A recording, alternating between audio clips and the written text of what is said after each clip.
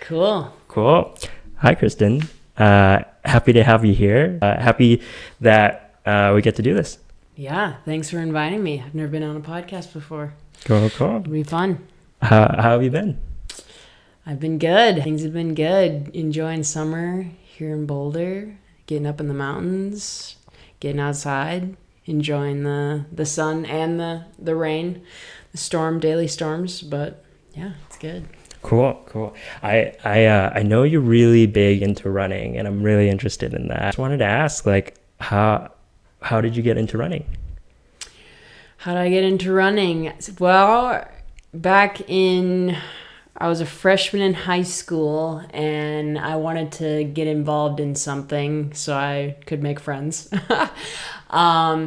But I also wanted to do something that would be challenging. It's kind of part of my personality, always wanting to challenge myself. So I'd never tried any kind of running before, done a few kind of random sports. But I was like, okay, I'll join cross country. Coming in as a freshman, never run a day in my life. And so that's how I kind of started. I was on the team for 4 years. I got dead last in every race freshman year. And my coaches would tell me they didn't know if I was going to finish the 5K races. But had fun with it and made some friends and wanted to come back for more, and gradually climbed the JV ladder over the next 4 years. But yeah, mostly just had fun with it in the beginning, and was just super casual with it, I guess. Didn't run in college on like a team at all. But yeah, that was kind of the beginnings of my running career interests. Yeah, no, like high school cross country is a big, usually starting point for a lot of people to go into like trail racing, and like or outdoor adventure racing. So those are really fun. And I had a friend that we were running one time on a course.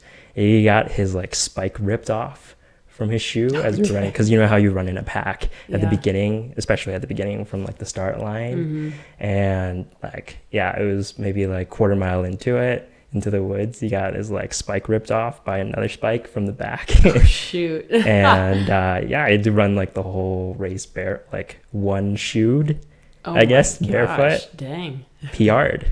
Okay. PR'd. So I was like, dang, like maybe you should go shoeless. Yeah. The barefoot shoes, maybe they're onto something. Yeah. So are you into like the barefoot running or like minimal shoe running? No.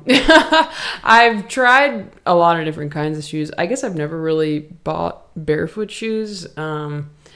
But it kind of just seemed, I didn't really have a desire to try it out, I guess. I kind of just have had good experiences with pretty average or normal shoes, so didn't really want to mess with a good thing, I guess. Yeah, fair enough. And like, are you more into like adventure racing, or are you more into like road racing? Well, I don't know. I haven't really stuck with one thing for my whole running career, I guess you could call it. In college, I did a half marathon, which was kind of my first longer distance race. I guess that was technically on the roads, but it was kind of near the mountain. But yeah, started there, and then kind of moving to Colorado, got roped into all the trails that are so accessible here. So started to explore trails more, and did the Moab Trail half with a bunch of friends, and was just running on the trails more and really, really enjoyed it, just being out in the mountains and seeking more of that adventure style running. And that kind of accumulated to, I guess almost 2 years ago now, I did an 80 kilometer or 50 mile trail race up in Quebec, Canada, which was a total blast. So love the trails, but then after that I maybe was a little sick of the trails and I was like, I'll try some road, see if that's any fun. So yeah, switched over to the road for a bit the past couple years, had a ton of fun with that. really loved doing the Horsetooth Half up in Fort Collins. And then was just like, hey, like, it's fun to kind of see just how fast you can go, just how much you can build with consistency. And yeah, so did a road full marathon in the spring of about, a little over a year ago in Eugene, Oregon. And that was also a blast. So I feel like I've tried, different distances, different, the trails versus the roads, and I think it's all fun. So I don't know if I necessarily have a favorite quite yet, but I feel like I'm still pretty new to the running scene too, relatively. Yeah, fair. Colorado will do that too. Colorado will like it seems because the culture is so big into like outdoor activity, outdoor sport. And so like I know when I got here, I was just like, like there's so many more options for like running trails than out east or Midwest. It's just more like running in parks or running on a pavement. Whereas out here is like there's dirt trails, there's like muddy trails, there's mountain trails, so many different trails around you on top of like the road running itself. Yeah. And so like what was that like? I guess like me coming from the Midwest to here, it was a bigger shock for me. Like what is like the Colorado outdoor experience like for you? Yeah, well, growing up, I grew up in Washington State, near Portland, Oregon, that border. And it is very outdoorsy there. My family in particular wasn't super outdoorsy. Like, we never really went hiking or camping or anything. I mean, well, did a little bit with my friends in high school, but then I went to undergrad in Southern California, Los Angeles, which did find some friends who wanted to explore, but still just like a very different culture down there. And then moving to Boulder, I had come and visited here a bunch growing up because I have an aunt and uncle who've lived here for about 25 years. And so I knew I really loved the mountains and I really loved like all the outdoors.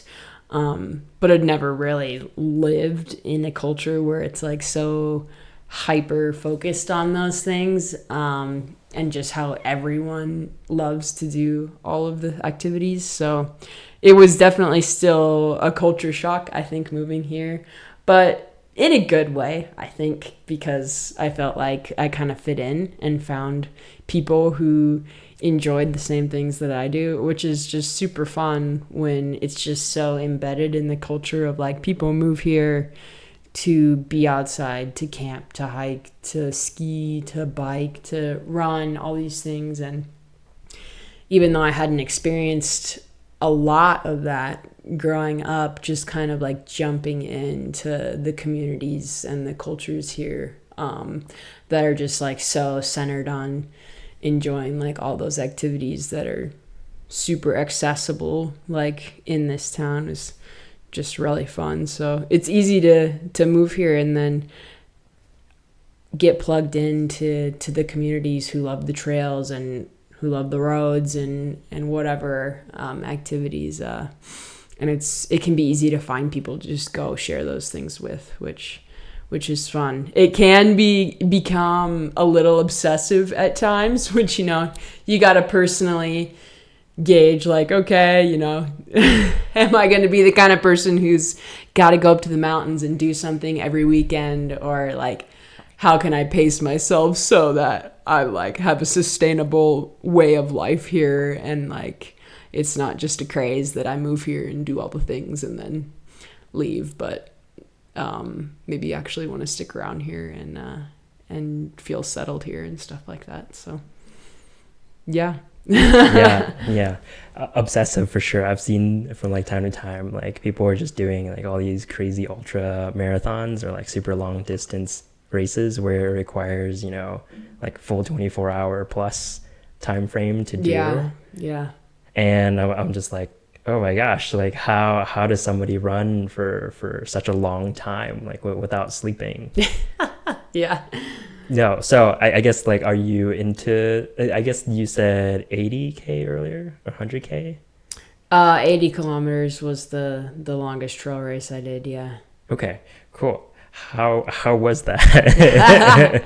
It was a blast. Yeah, I don't know. I kind of jumped into it not really knowing what to expect, and I had a coach who was giving me like a training plan remotely, and I just followed that, and I just did a lot of running and a lot of running in the mountains. And it was kind of the first really big race that I did. I guess I didn't really go into it with the specific like, oh, I want to win or I want to like get this time. I was like, I want to finish. So yeah, I just remember it being what felt like the perfect day, like great weather, great trails. You know, it was hard, but like finished and felt good about it, and it was a blast. I don't know if it necessarily made me desire to want to do any more than that. I thought it was super fun, and it was a really big trip up there too, and just like a really awesome experience. Where was this at? It was up in northern Quebec, Canada. Northern Quebec. In this little coastal town up there. It was kind of like in a national park, forest mountainy area up there, which was super beautiful.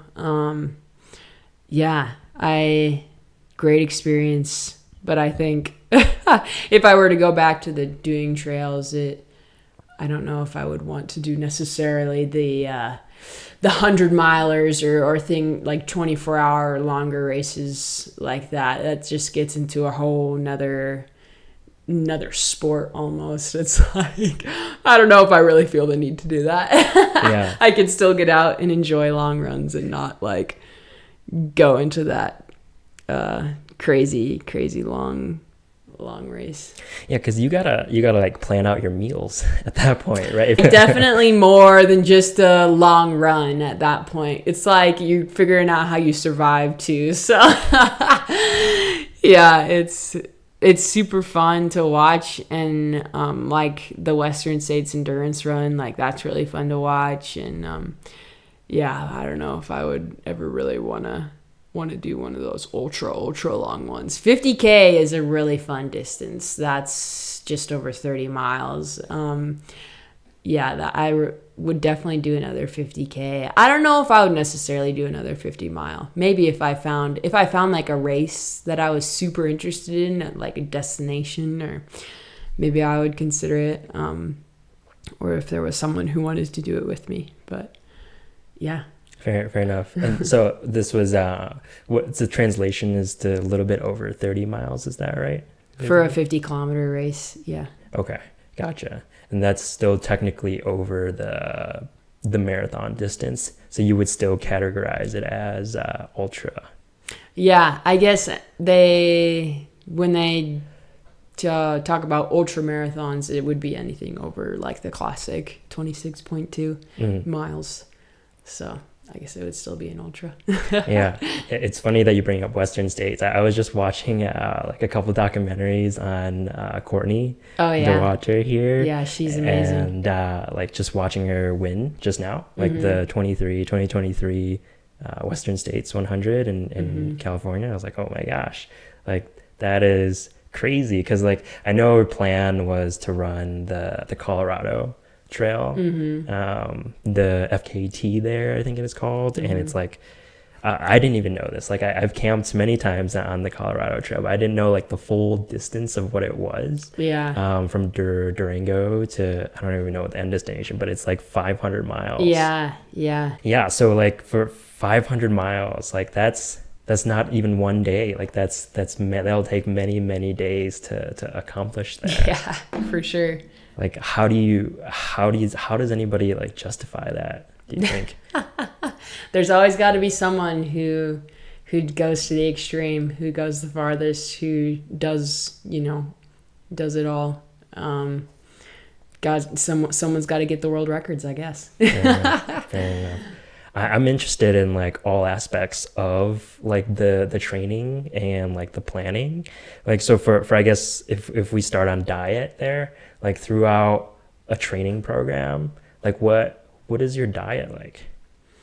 For just any like long distance running, like in general, distance. I guess.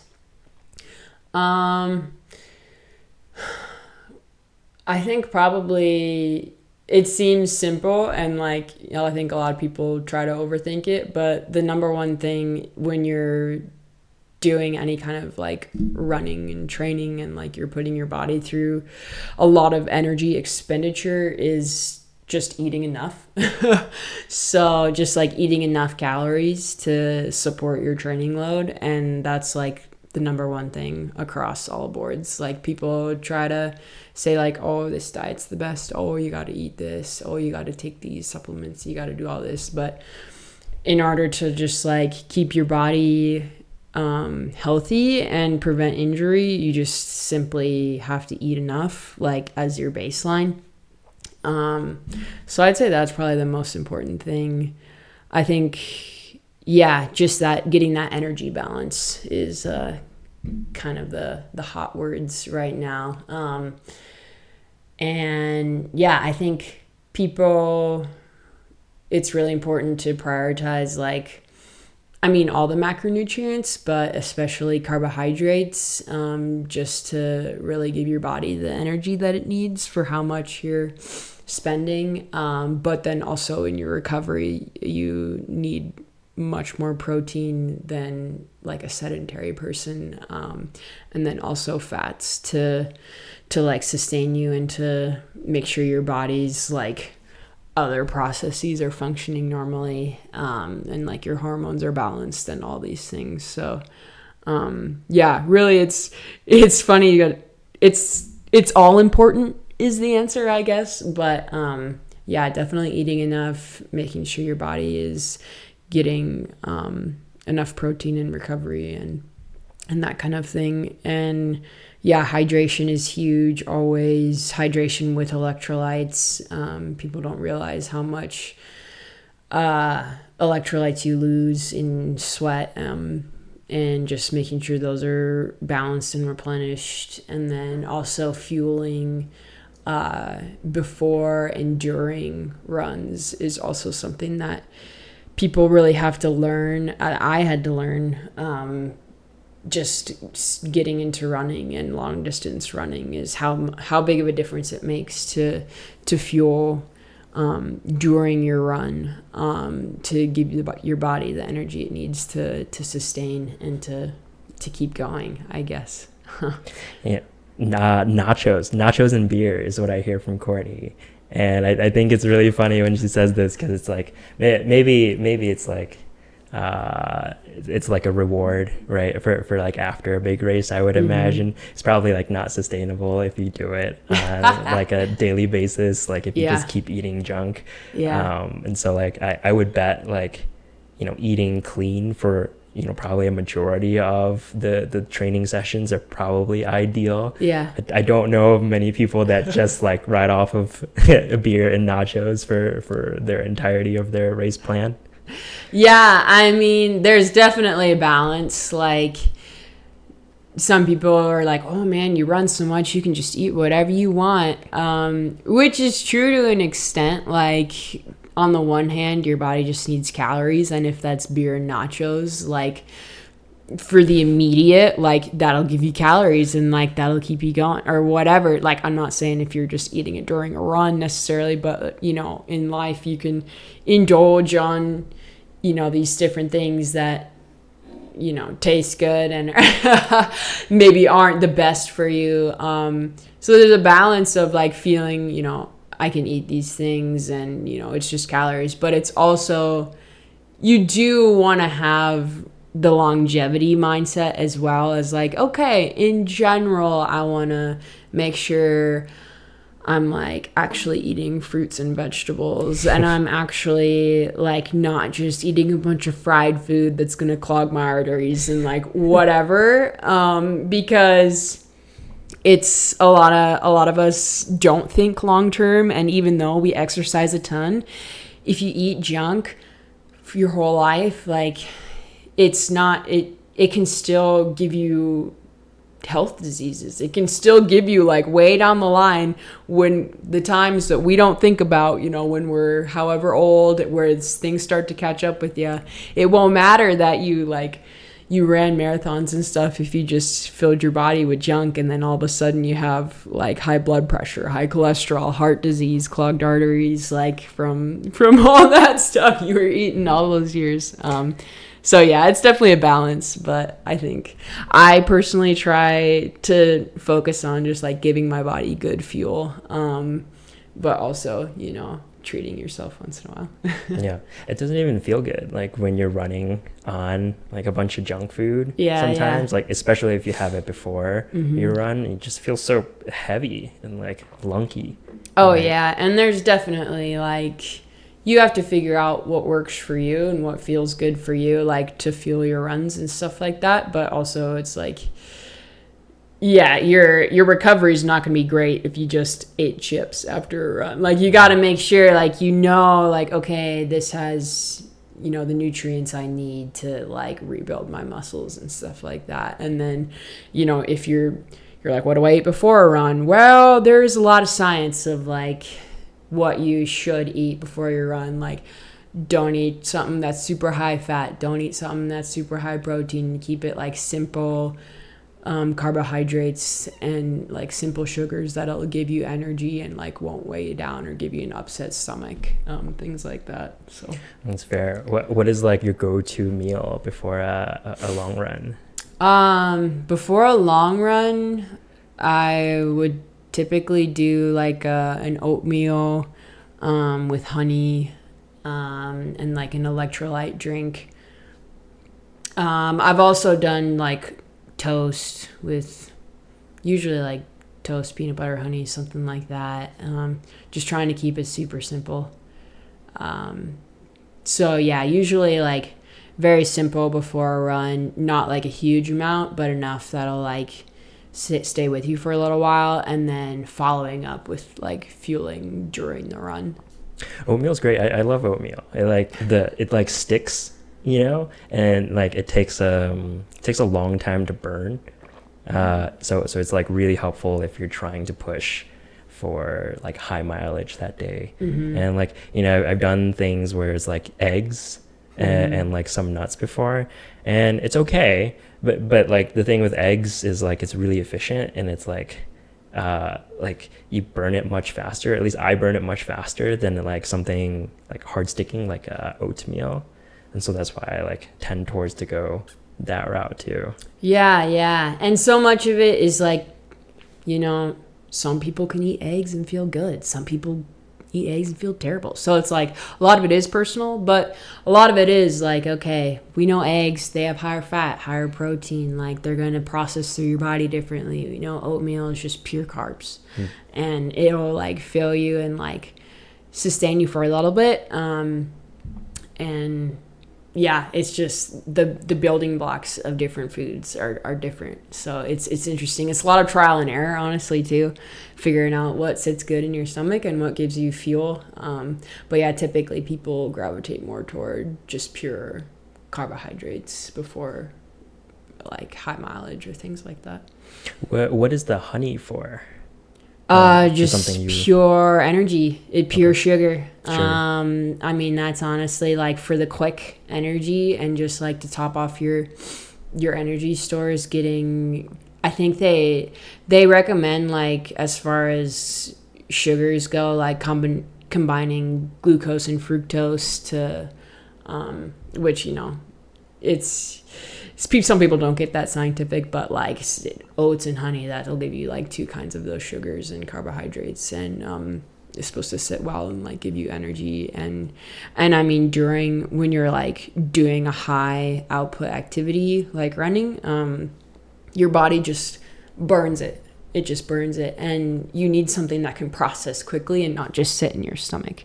And so giving yourself those simple sugars, even though people are like, oh, sugar's not healthy, but when you're burning it so quickly, that's like the fuel your body needs to like be able to process it and use it for energy just like immediately, and not have it like be digesting through your whole system. That's fair. I guess that's kind of how I look at bananas. Like I like bananas as well. Yeah, like with the oatmeal, it's like If a banana gets ripe enough, it becomes essentially like pure sugar at that Yeah, point. totally. It's the same thing. Yeah, some people do bananas or whatever. Yeah, it's the same thing. Cut it up, add a little bit of oatmeal, and it's like this really like hearty meal. And like you don't need a huge amount of it either. Yeah. Though like it is helpful to have a huge amount, like if you are doing really long distance. But like again, it like packs such like this huge like amount in your stomach. It's like, oh, like I don't feel bad. Packs a punch. Here we are talking about oatmeal. Another thing that I think is really like overlooked is like the sleep aspect. Like people will be like, oh, okay, like if I eat clean, if I train super hard, maybe even like to an unhealthy degree, right, I can neglect my sleep. But like that's just not true. Like, because I think like sleep is the portion where you repair. And like I guess my question is like, what is your take on like sleep during training? Yeah, honestly, I'm definitely one of those people who neglect sleep because I think it's probably, well, for me, it's like one of the easiest things to like cut corners with, which isn't good. Yeah, sleep is honestly like aside from fueling, sleep is probably one of the hugest pieces of your puzzle when you're training and just prioritizing recovery and preventing injury for sure. It's the time when your body totally is rebuilding your muscles and your ligaments and your bones, and just like processing all the training you've put in, processing like the food and the fuel you've put in, and rebuilding and repairing. And if you cut corners with it, you're not going to have good recovery and you're going to get injured. And I mean, yeah, it's definitely tough. Like when you work a full-time job and like you have a community that you're, meeting up with people maybe late at night, or you're then also getting up early to train. It's definitely very easy to cut sleep short. But yeah, I think it's definitely critical to let your body just like repair and restore, and to like keep your energy levels up. Like if you're tired all the time, that you're not gonna perform well. So definitely crucial for performance, crucial for your just like base health too, and like all your metabolic processes, and yeah, just like mental health also. If you're not getting enough sleep, it's just I find myself just having a very reduced capacity to function at work, function with people emotionally. It just kind of affects everything. It's just it's a blanket. Yeah, but it's very easy to neglect for sure. Yeah, and it's not like one of those like obvious ones either.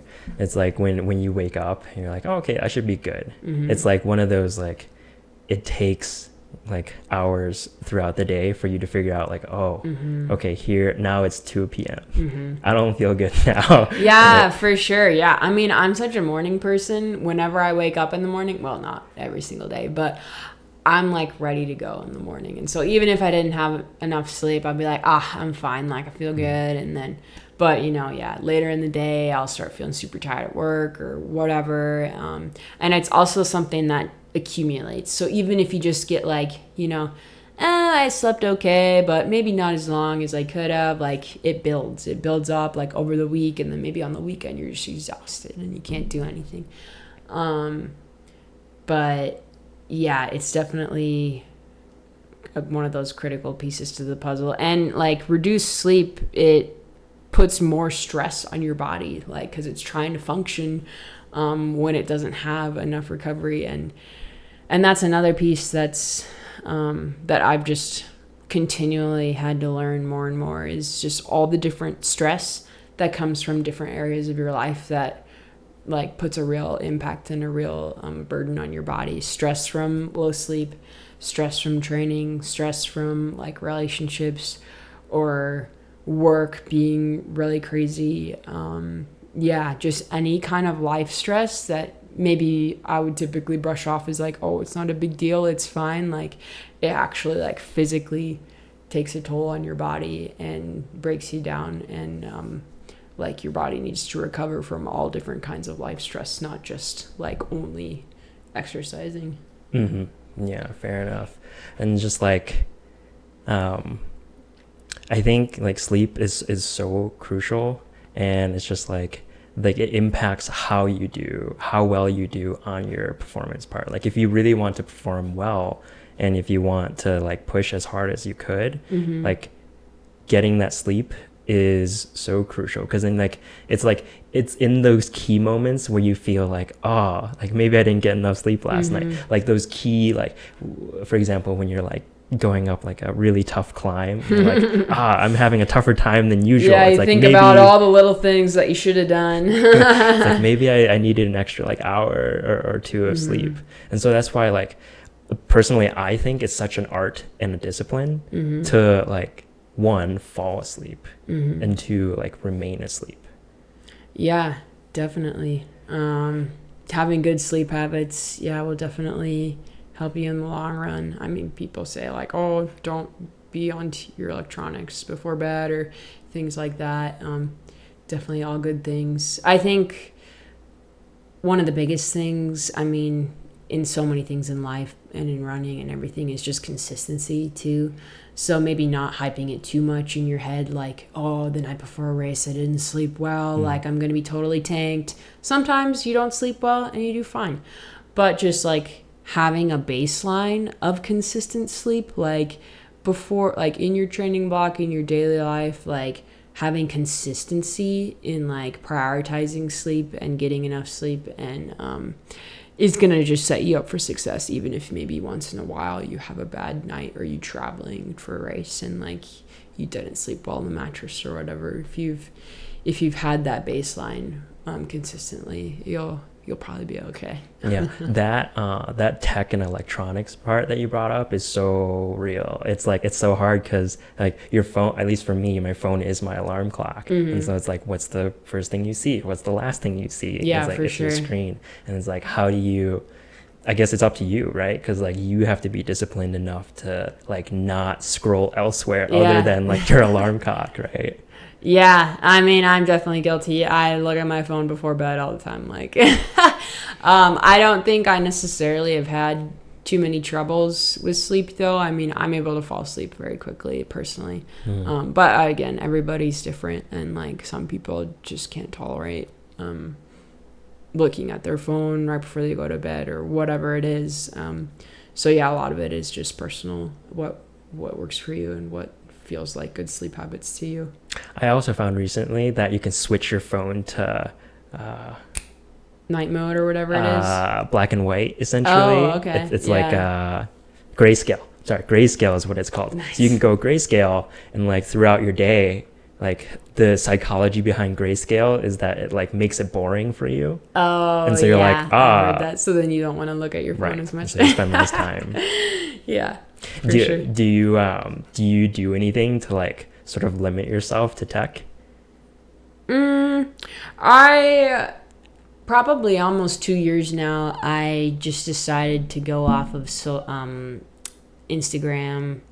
I was just spending so much time scrolling through. I was like, man, it's making me stay up later because I'm in my bed scrolling through Instagram and I love looking at everybody's photos and everything, but it was actually, inhibiting my sleep because I was just staying up like an hour later than I would have if I didn't have that app. So I personally just got rid of Instagram, and I don't do the only social media I do is Strava, which is like so classic, like, I'm just only interested in the sports, and keeping up with friends and their runs and rides and everything like that, which, I mean, I still scroll through Strava, but I don't have like a million friends on there, so I don't spend like an astronomical amount of time on there. But I guess, the one thing you could say is how I limit myself on my phone or tech or whatever is I just got rid of like the Instagram and Facebook and those kind of things, and just don't scroll through those guys. Yeah, no, that's great. I do like sort of similar where I like just delete the app and so I need to reach it through the link. Yeah. I've definitely creeped on, like going through the web browser and just like kind of check on some things. But even, yeah, just not having the app, it just makes it so it's not an automatic, you pull it open and you start scrolling through. Well, recently what happened to me is like I went on the link for an Instagram and now it's asking me for some like what is it, two-phase authentication, and like it's asking me like strange passwords and everything because it's been too long of a neglect. Yeah. And I was like, no, like there's too much barrier here. I'm just not even gonna go on the link anymore. And so therefore now I don't really go on Instagram anymore. Yeah, But for sure. it's crazy how like the people that work on this stuff is like they don't really even like their kids on it. So it's like you work on it all day. You work on these apps all day. For example, if you're like in Silicon Valley or something, right? And you work on these apps all day, but then it's like you come home and you're like, you don't want your own kids to be on it. Like I think that's a pretty big statement. Yeah, I mean, it can be toxic. I mean, I guess it just depends on what you follow and how addicted you can get, which is very easy. But yeah, I just kind of try to, everything moderation. Cool. I don't know when like Strava came out, but like I remember at one point it was all the rage between like all my running friends, and they're like, "Oh, you have to go on Strava. You have to go on Strava, right?" It's something that I never caught on to, but I remember that in undergrad, sort of like later in undergrad, I wanted to create my own marathon. Oh, And nice. so it was on U of M campus there, which is the University of Michigan. And like I went on Google Maps and I was like dragging like the like the blue route line around because like you can make your own route. And so I was trying to make something that was at least like roughly 26 plus miles. Like I think it came out to like 27 or something. But like just enough distance to like cover a marathon at least and have some buffer.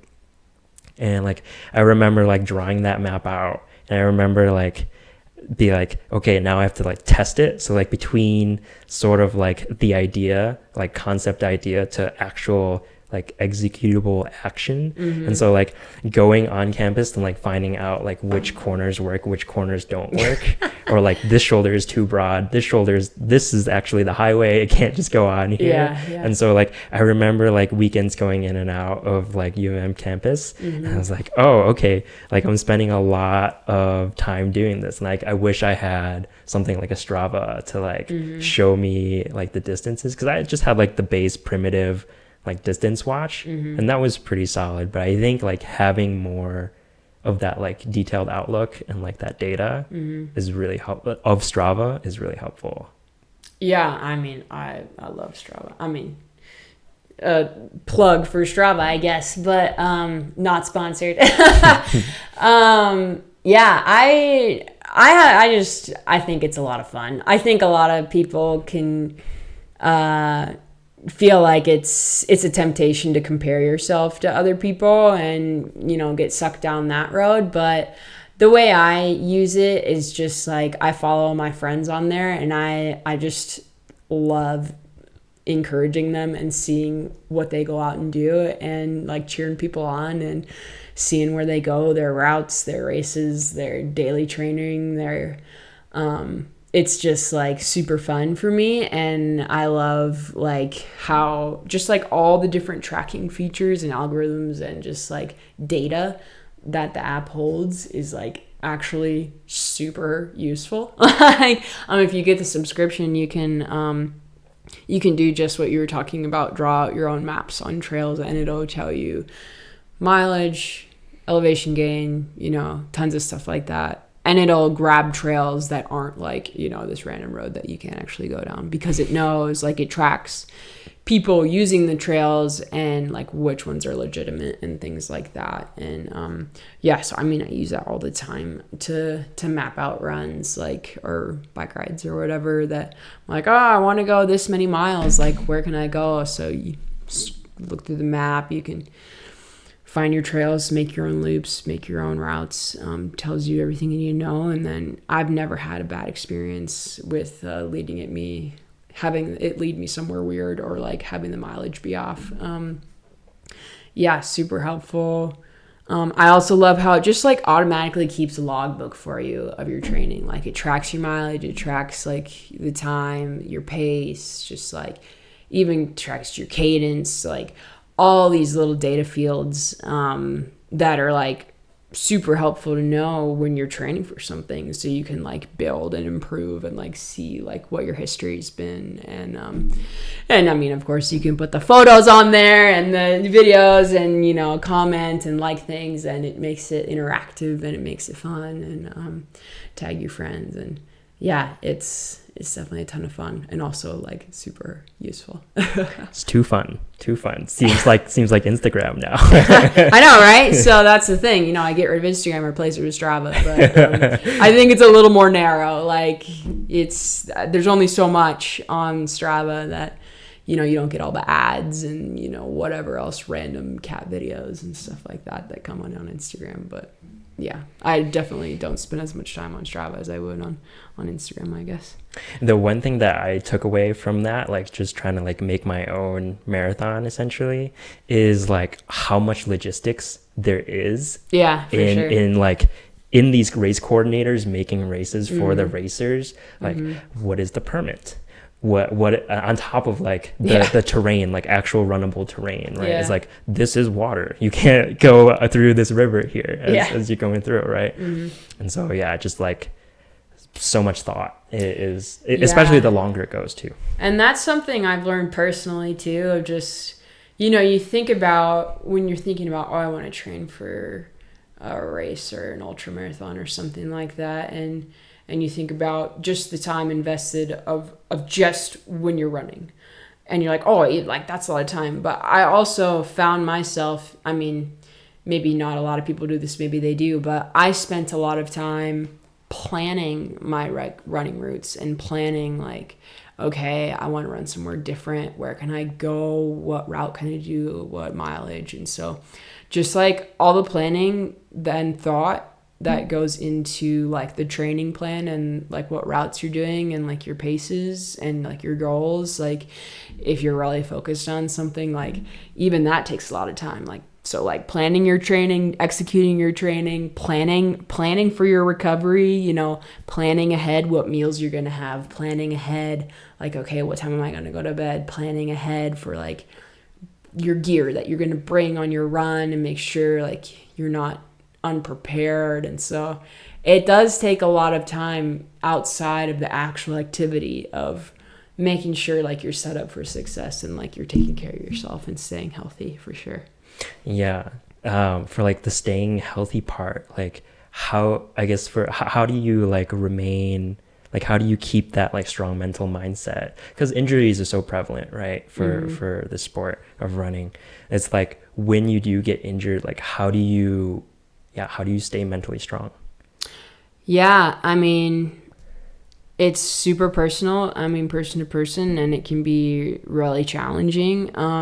I've had a couple of injuries in the past couple of years, stress fracture, stress reaction, so bone stress injuries. But when you're forced to take time off and you're forced to drop out of a race that you thought you were going to be able to do and do well in, it's really hard. And I think it's okay to grieve that and like feel sad about it, and like, because it is something that is like a loss and it's difficult to digest and come to terms with when something happens like that. But I think for me, like coming into a season of injury is just like a really good reminder that, you know, my sport and running isn't everything. And I'm not willing to sacrifice like my health for this sport. So I will take time off. I will take time to learn what the root cause and like the underlying, you know, issues are that could have caused the injury, and then just like making sure I'm seeing the right doctors or physical therapists or things like that to figure things out, so that I don't just like jump back in when things feel better and like make the same mistakes again.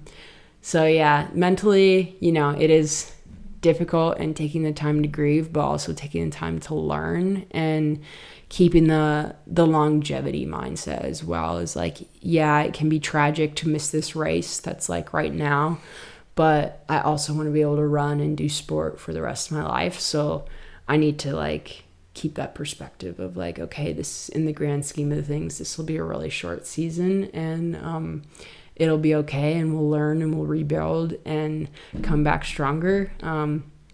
Which is hard to like keep thinking that when you feel like you're missing out on all the fun things. But yeah, that's a lot of what my mindset is during a season of injury, and making sure like I'm just staying focused on my recovery and not just only missing being like what I can't do right now. But just having more of the mindset of like, okay, my focus and my training right now is my recovery, and making sure like I'm getting healthy and I'm learning what I need to do to be healthy and come back better. And also like not being so focused on myself, but encouraging others who I love doing these things with, and encouraging others in their races, and encouraging others in their training, and supporting others is just a huge way of how I just feel encouraged in that season, I guess.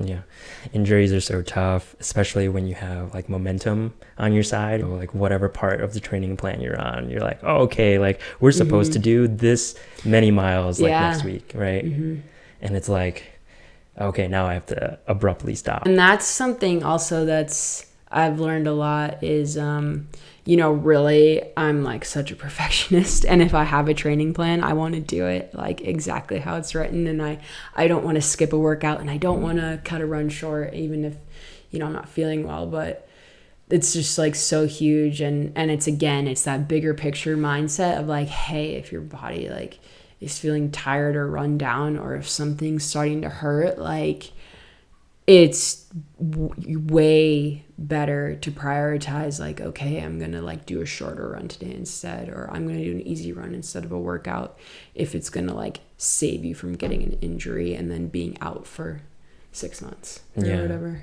Yeah, like stepping back. Like it takes a lot of courage to step back and be like, okay, like this is the supposed to be the peak, right, of my training plan, and like, if I stop this, it's gonna take this much longer to get back into it. I know, and it's like it's such hole. a mental like battle too, because you're like, when you're in the thick of your training, you're like, oh man, if I miss a workout, I'm gonna lose my fitness and I'm not gonna be as good. But like, if you prioritize like rest and like when your body needs it, you're not going to lose fitness for missing a workout or missing a long run. Like your body's going to recover, and it's going to feel better, and it's going to come back around and like be way healthier, and like you're going to still be on track. You're not going to skip a beat if you skip a workout. Because the alternative to that is like so unhealthy, because you keep pushing, you keep pressing on the gas pedal, even though like you have a stress fracture, let's say, developing or already developed, and you're just like, every step you take essentially is like making it worse and worse. And so it's like you're actually doing yourself a favor by like not stressing yourself out and not putting pressure on yourself, so that you can come back.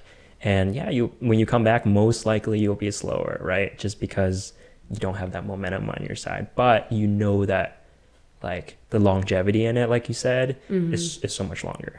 Yeah. And a lot of it depends on the injury. Like every injury is different. Every body is different in how it recovers. And so it's really hard. Like, I mean, you just can't compare yourself to somebody else who maybe even has the same injury and what their training or recovery looks like. But yeah, it's definitely like a mystical thing, injuries. There's some that you can push through and like you'll be okay, but others it's like, no, you're really gonna take yourself out if you try to push through this pain. Yeah, and mental health through it is so tough. I know I personally was like thinking through like sort of the same thought process as you were. It's just like, oh no, like I'm not going to come back as strong. Like it's going to take me forever to like get back to the pace. And like, I guess that mental health, like keeping it strong throughout like lows and valleys. Like, yes, it is very difficult, especially when you're the one going through it and you're not just watching like your friend go through it. Because if you're watching your friend go through it, you're just like, I feel really bad for you, and I do genuinely feel bad for you. But it's like it's not the same when you're going through it. Yeah, for sure. It's really easy to see someone else going through an injury and like tell them all the right things and then turn the other way and like keep doing what you're doing. I've definitely done that. I think there's so many highs and lows in life, but like in training. Like you can have a really good workout or you could feel terrible the next day. And so just like mental health wise, not letting yourself be so volatile and like only riding the highs and lows and like living that way to where your whole baseline is just riding on if you had a good workout or a terrible workout. Like you have to like have a baseline that's separate from just your running. So something that's grounding you that, you know, isn't just dependent on your training, in order to like keep yourself just grounded and steady and consistent and like be able to like have peace and be okay personally, like if you have a good day or a bad day. And yeah, just like balancing different, you know, like that anxiety and the energy of yourself, in whatever roots you and whatever grounds you to where, you know, like you are not identified on that day based on your workout. Yeah, mental health is such a buzzword, like obviously, but it's very real, right? Because it's like how much effort are you putting into like this running, for example, this running training plan? It's like a lot. It's from what I'm hearing, right? You like look out for the greatest plan, you like cater to your diet and your meal, Obsessively look at the weather every minute of the day, planning when you're going to do the run, checking the conditions, right? And you're doing so much for your running, but it's like, how much are you doing for your mental health going through it? Yeah, right? For sure. And that's a big question, because it's like, and it's an interesting one too, because it's like that sort of that anxiety going through, like when you do have an injury, you go down a rabbit hole, or like before a race, you go down a rabbit hole, or like when you're trying to like perfect your meal, right? So you can like have the optimal performance, like that. It's like there's so much triggers through, like I guess that mental health and that anxiety aspect of it. Yeah, I mean, it's super critical to just not have running or your sport be your entire life. To have other things, like you need to have other things, other interests, that hobbies or whatever that you're investing like part of yourself in. So you don't have like all your eggs in one basket. And if you lose that, then you lose everything. Like, you know, having you know, your work, having your relationships and community and friends who you spend time with and do things with that aren't running, and just that balance, I think, of not being so focused and so isolated into your sport that if it falls apart, like you fall apart, basically. Yeah, that was thanks for reminding me. That was what I was getting at too earlier. I wanted to like talk about that identity part, because I was thinking, like, if you're running so much and like you're putting so much energy, and like inevitably, like if you put so much effort and energy into something, that essentially like partially or fully becomes like your identity for a lot of people, whatever anybody puts whatever full-time energy, full-time effort in, like, and if you lose that, like you said, like you essentially lose your identity. Yeah, and I think a lot of people struggle with that. And like, you know, to an extent, I've struggled with that as well, because it's like you do invest so much of yourself and so much of your life, like all these different aspects of your life are kind of like focused on like your training and like optimizing that, that like, if things go bad, it like can feel devastating, just like for how hard you worked for something, or to have it not work out. But there's just like so many lessons in life, and like you can do that in so many things of like investing your whole self into something and having it not work out or not go your way, and just like feeling crushed from that, and having that be your identity. And but that's something that I am continually learning and just like always growing in, is like, this isn't everything in my life. Like my sport, running, it's not the end goal of my life. It's not what keeps me going. It's not why I live my life. And so having my identity rooted in, for me, for my faith, and my identity as a follower of Jesus, and having that be my personal goal in life, to focus like first on that, and then still being able to pour into different things and people in life, but and enjoying that, but knowing that I can hold that loosely. This is because it's all going to go away one day, and so just like remembering that like it's okay to pour energy into all these things, but like they're not the end goal. They're not like my purpose, or if they're all going to fall away someday if things don't go well. It's going to be okay, because it's not everything that I'm focused on. Yeah, and I think a lot about that too, right? Because there's like there's so many, for me personally, I find so many things interesting, and like so many things fun and worthwhile to do. But then like you said, like as soon as you put down the gas pedal on one of those things, you start thinking like, this is my only thing. This is like what I'll do. This is what I'll put all my energy to. Yeah. And then like when that inevitably, right, with any worldly thing, it's like there's going to be some problem, some issue, something doesn't go right, can't push as hard. Everything's broken. Yeah. Everything's going to run out. And so like, yeah, I hear you when you say like faith and like how that is the thing that keeps you afloat, and the thing that is like that energy you pour into it is essentially you get like exponential amount of energy back when you go into that faith. So I guess like how important is like faith to you? Yeah, it's what I root my life on. It's what gives me life. It's I wouldn't be here if it weren't for Jesus Christ saving me and dying on the cross so that I can spend eternity in heaven by following him. Yeah, that's my end goal, is to know Jesus, and to be filled with his Holy Spirit, and to day by day try to become more like him and know him more and spend time with him, and in reading the Bible, and in seeking him in prayer, and loving others. Just focusing on loving people and encouraging people and pointing them to Jesus, and having that be, the reality of like, this is what matters, and this is what's going to matter for eternity. And yes, we can enjoy like all of the many gifts that God's given us like on this earth, and like there are good things here that we can enjoy that are gifts from him.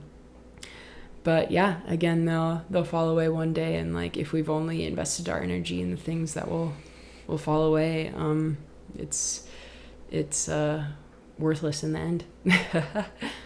And it's so powerful too, like with just that like investment into like these worldly things, like I don't know, running, but it's a great avenue. Don't get me wrong, it's a great avenue because it's exercise and it makes you more disciplined and better in that way. But it's like when that starts letting you down, you feel bad and you feel horrible. But then it's just like the other way is like when you look at faith and you invest in that, and then you see what it does for you, and like the energy and like the return on investment essentially that comes back is like so much more, and like it gives you so much more confidence and that love aspect to it, where it's like you start looking like your heart direction changes, or like your glass half full type person, right? You're just more optimistic because you're just like, oh, okay, like you start being more grateful for the things that you have around you, instead of like, I've got this like broken ACL or like torn ligament, right? Yeah, and I think that's something that I try to bring to the community and the sport that I feel like maybe stands out. It can be easy to just focus on competition and being competitive and comparing yourself and being the best and be super self-focused, like in any sport. But that's something that like I love to bring to the groups that I run with and, you know, do sport with, is just like the lightheartedness and encouraging others and building others up in what they're doing, and like in their victories, just celebrating with people in their victories, but also sitting with people in the disappointments, and just bringing the perspective of holding the sport loosely and not having it be the end all be all and my everything. Yeah, I guess that's one of my whys is, you know, why do I run? It's just because I love it and I enjoy it and it's fun, but I also love the community of it, and I love just like sharing Jesus in that community, in that we share the common ground of like love of the sport. And it also just opens up just being able to bring in like a real perspective in life and like an opportunity to experience like the love of Jesus and share that with people. Yeah. So Fair enough. that's it. And I think like selfishly too, like sometimes I think like if I provide so much energy to this group, like the energy will come back. I think like personally, like if you look at from like a morale standpoint, right? If the group that you're running with is like really low for whatever reason. So we used to do this thing back in cross country where we like, our go-to song was All Star by Smash Mouth. Yeah. And we would sing that like as a group, and it's silly, right? Because it's like a bunch of guys, right? And it's like we're all singing All Star like cohesively in sync, right?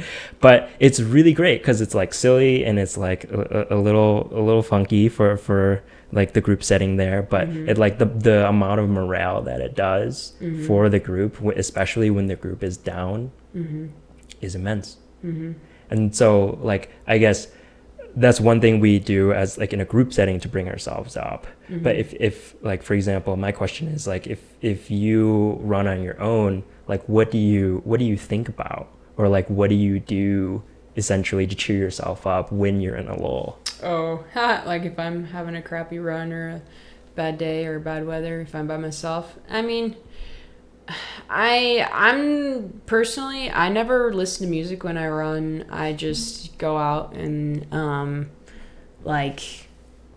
just like being out there and listening to what's going on around me. And honestly, most of the time when I'm by myself, I don't like think about too much. I mean, some people are like, oh yeah, I like have all my deepest thoughts on like my personal runs and like I solve all the world's problems, and I'm like, honestly, I don't really think about a whole lot. Sometimes I'll repeat something in my head. Sometimes I'll just like kind of look around and be like, oh yeah, I saw a hawk. Oh yeah, something weird is in the bush over there. I don't know, like trying not to get hit by a car or whatever. So yeah, I guess like if things are tough, like just trying to focus on the next step, focus on like breathing, focus on like my form, focus on like one small thing, and focus on finishing that next interval, finishing the hill. Usually just kind of just breaking it down so it doesn't feel like such a big wall, maybe, that if I'm like in the middle of a run, I'm like, I don't know if I'm gonna make it. Just breaking it down into bite-sized pieces, like, okay, I can make it to the next turn, okay, I can make it to the next hill, like I know like I'm this far away from the parking lot, or like, okay, maybe like I'll warm up in a few miles and I'll feel better. So yeah, just I think for me, usually just keeping it simple and trying to break things down into smaller hurdles, in my mind, helps me. Yeah, that's a good way to think about it. Like, because the increments, it's like, okay, 10 miles, you're gonna run 10 miles. Yeah. Okay, you're gonna run 50 miles. Okay, now you're gonna run 100 miles. And it's like the time difference in all of those is so huge. And it's like, as you keep climbing up in mileage, you get more and more time. And like, that's good and bad. It's a double-edged sword, right? It's like, okay, now you have so much time to enjoy the outdoors, but now you have so much time to think too, right? And depending on what you think on is like problem solve, especially when you go problem solve mode when you're running long distance. It's usually always one problem, like one big problem that you're trying to solve, and you keep focusing on that. I think my brain is just, it's a little more sporadic maybe. Sometimes I go down those little like swirlings of like, oh man, like what am I gonna do about this is on my mind. But most of the time it's just kind of like looking at whatever is around me and just kind of like thinking about random stuff. But or just thinking about my pace. If I have like a goal for a workout, just focusing on the goal. Yeah, that's a healthy way to look at it. And especially too, like when you like going back to the injuries there, like and all like the eggs in a basket, it's helpful to like have other things like so that's why like personally I enjoy triathlon so much. It's not because of the fact that it's like so rigorous and it's like super difficult and like that's why I love it so much, and that's part of why I love it, but it's not the only reason. The other reason is that like I get to jump between different disciplines, and when one is essentially getting like super difficult, or if there is an injury that occurs, I can just jump in the pool, and it's like so great to experience like a whole new discipline. Like whereas like if you're in a sport where it's just basketball, for example, it's like okay, we're only doing basketball, right? And it's really hard essentially for like that mental elasticity to have when something goes wrong. Yeah, it kind of forces you to cross train. I mean, it's definitely easy when you're focused on one sport to just be focused on, you know, just running or something. But yeah, it's a whole nother topic of like, you know, learning to just prioritize a little bit of strength training and like doing a little bit of strength exercises or weights. Like it doesn't have to be anything crazy, but how that can really be beneficial to like your performance in your training, and also just like your general health and longevity, just like getting a little bit of strength training and cross training. But yeah, it's helpful. I know you're super speedy, and I know you like to go super fast, and like I know that you had mentioned that you got into Boston, which is like crazy in my mind, right? Because like that's like, you know, when I first got into running, I didn't know any of these like prestige runs, if you will. And I was just like, oh, look, this is first of all, it was difficult because I was like, there was a running, I did not have a running background at all. And like, especially coming out the Midwest, like people look at you weird when like they see a runner, they're like, what are you doing like on the road, right? Because people are like pretty into like staying inside more, or like just more gym culture, if you will. And so like when I first heard about Boston, I was like, oh my gosh, like this is insane. Like you have to qualify. Like, what does that even mean? Like, and I was like, because like these races, I thought it was enough to like, you already have to pay. Like why do you have to now qualify to get into races? It's not about the money. So I guess what is the process like to like qualify for Boston? I mean, all you have to do is run under a certain time. You just have to sign up for a road marathon that the course is certified to, you know, they call it a Boston qualifier course. So basically it's the exact measurement of your courses in a marathon. And then you just got to run it in whatever age group time category is your qualifying time. So the Boston Marathon, like they divide it up into age groups, like age categories, based on your qualifying times. And so my age category is like 25 to 29 or whatever it is. And for everybody who's a woman, 25 to 29, you have to run your qualifying race under 3 hours and 30 minutes. And if you do that, then when they open up the registration for the Boston Marathon, you can sign up basically.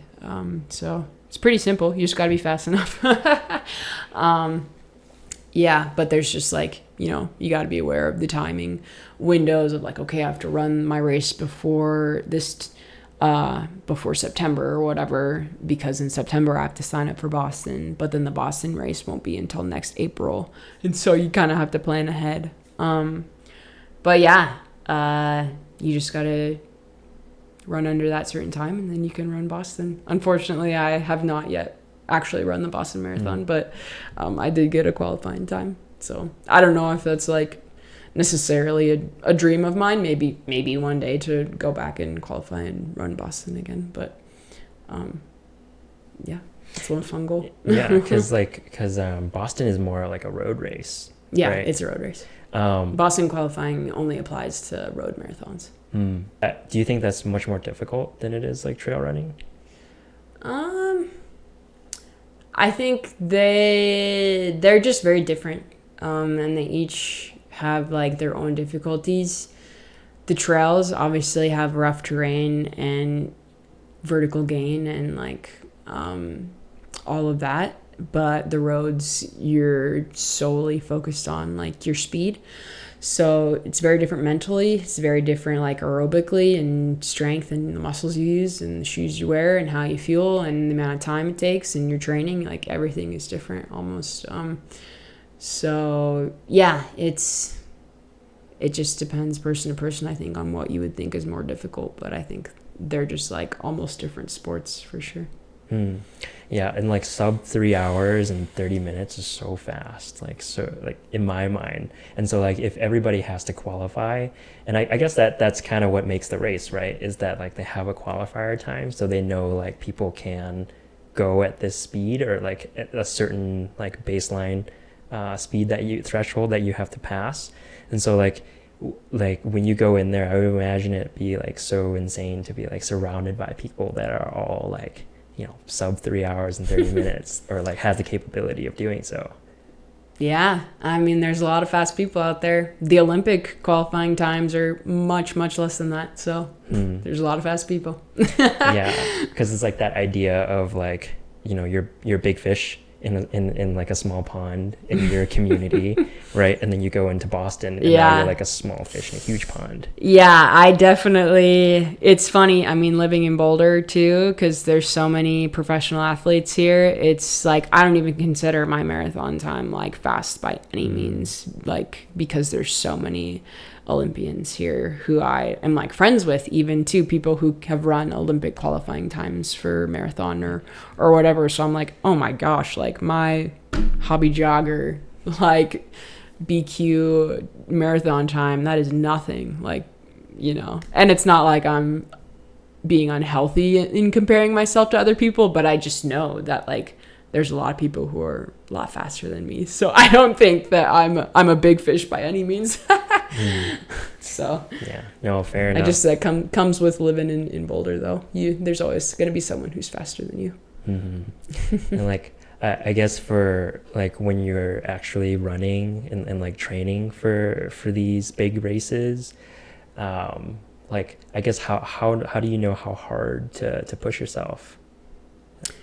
Oh, I mean, it's a part of your training plan. Like you have your run scheduled out for your week, and like if you're with people and you're supposed to be doing an easy run, like, I mean, it's up to you to hold yourself to what your easy pace is. But yeah, different people's easy pace is different for sure, which can be tough when you're running with other people, not to push yourself too hard or whatever. But yeah, it's like, it's fun to run with other people, but you also have to kind of realize like, okay, are these people kind of out of my league? I need to hold back or whatever. So yeah, the Western like mentality, the Western like United States mentality is so interesting to me, because then just like, people don't really think about, at least from like the Midwest or East, like to think about to do, they're more so now, but like running long distances or running like 10Ks even, or like, anything farther, like half marathon or marathon. So like, I guess that only happens, at least more of the time when I hear it, it's more people from like the western side of the US that, because they have access they grew up with access to like so much nature, right? That they like have the opportunity to do these things. So I guess like you said, growing up in Washington, like what was it like to grow up in Washington? My family in particular wasn't super outdoorsy, so I don't think I necessarily explored like to the extent that maybe a lot of people do out there when I was growing up. But yeah, I do love going back and visiting, and there's definitely lots of hiking and nature and trails in the coast to explore, for sure. Yeah. Cool. Yeah, I think like from what I remember from Washington there, and like getting to visit like the national park there, Olympic National Park. I was like, wow, this is really beautiful. And getting to see like all like the lush greenery. So I guess like, have you visited like all the national parks within Washington? No. I've been to Mount Rainier National Park and then Olympic, but I think that's it. I think there was off comment that I heard earlier that you like grew up with some dogs. Was that right? Some sort of like leadership for the blind dogs. I in high school I trained a couple dogs to be guide dogs for the blind, and just like the puppy raising phase. But yeah, I grew up with a couple dogs, I guess, during high school, and would take them out and socialize them. And then one of them graduated to be a CNI dog for a blind person and lived with them and guided them and stuff. So you're not the actual one like training them for like guidance for like the blind, essentially. No, right? We just had them in the puppy raising period. So basically from when they're like 2 months old to 14 months old or something, just making sure they're like socialized to the world, and yeah, used to all different kinds of like workplaces and public places, so that when they go live with a blind person, they can be out in like all the like public transportation and buildings and things, and not be afraid of anything, basically, and be able to guide someone through. So yeah, we just pretty much socialized them and gave them the puppy training, and then handed them off to the professional trainers to do the actual guiding training. Wow, that's really interesting. I didn't know that was like a factor. Like I didn't know like involvement could be like that from just like anybody essentially wants to volunteer for that. Because I grew up with like a leadership for the blind like dog facility around me. So they would like raise them, but it was like a full-time job for them to do it. And so I didn't know it could like distribute it to like anybody that wants to do it. Yeah. That's really cool. Yeah. Cool. Well, I know you have to get on going. So, Kristen, thank you for coming, and I really appreciate you being on. Yeah. Thanks for having me. This was a blast. You got like the whole life story. Gee. Great. Thank you. Cool. All right. Did it. Okay. I was like,